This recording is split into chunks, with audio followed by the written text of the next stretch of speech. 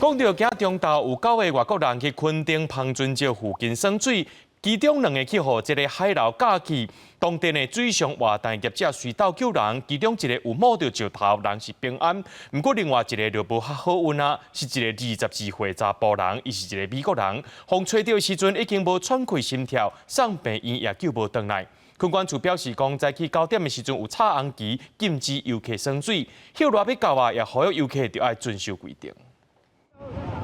听水上奥多麦教练赶紧将渡水分别15人救掉咧，人一上岸水急救。经过了大概有10分钟之久，他才在旁边的浪区，在那个地方被发现这样。查甫人送病院了后，伤过死亡。警方初步调查是22岁美国籍查甫人，也是来台的高安大学生。中途甲其他8个外籍同学到垦丁准芳洲海域去耍水，刚刚从海涌滚落去，查甫人甲一个同学互冲走，伊个同学摸石头有互救起来，伊家己是不幸死亡。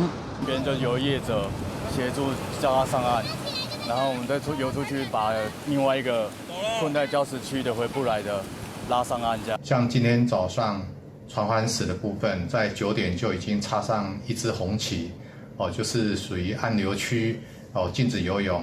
垦管处讲，当地早起9点已经有插红旗提醒，暗楼区禁止游水、耍水。去年7月，垦丁万里洞海边也发生海涌甲5个人赶走，加上岸边有一群教练，随个小船出去甲人救回来。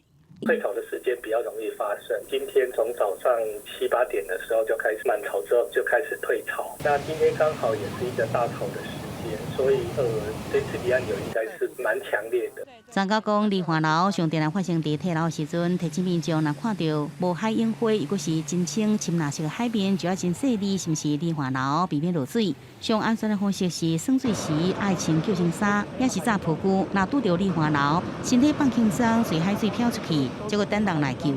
记者综合报道。